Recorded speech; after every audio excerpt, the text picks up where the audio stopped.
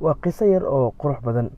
Beri baa waxaa la weydiiyey nin xakiim ahaa, muxuu yahay farqiga u dhexeeya qofka jaceylka afka uun ka sheegta iyo kan la nool jaceylka ee qalbigiisa uu degay. Waxa uu yidhi xakiimkii, waad arki doontaan. Isla markiina waxa uu bilaabay in uu casuumaad u sameeyo dadka uu ku tuhunsanaa in jaceylka afka uun ay ka sheegtaan. Waxa uu geeyey meel, waxa uu u sameeyey casho, waxaana uu qof walba u dhiibay, gacanta u geliyey qaando dheer oo dhererkeedu uu yahay ilaa 1 mitir. Waxa uu yidhi, waa ina cuntaan casuumaadan adii sameeyey.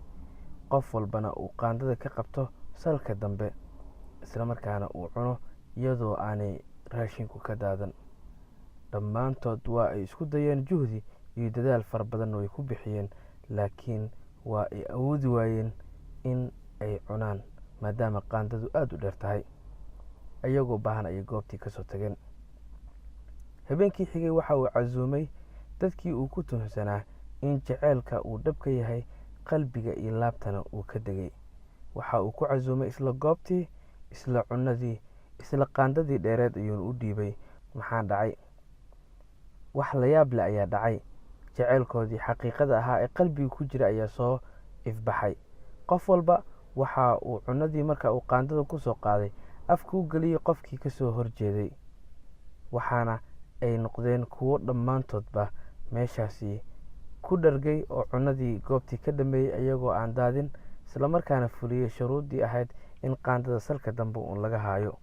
Waa uu istaagay xakiimkii isla markiiba, waxa uuna dhahay, qofkii ku fikira in uu weelka nolosha keligii ka dhargo waxa uu ku noolaanayaa gaajo inta ka dhiman noloshiisa.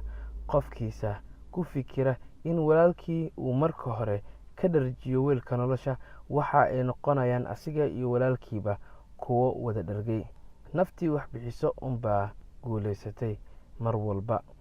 Waxay isoo xasuusisay qisadan xadiiskii Nabiga sallallahu calayhi wasallam ee ahaa, laa yu'minu axadukum xataa yuxibu liakhiihi maa yuxibu linafsihi.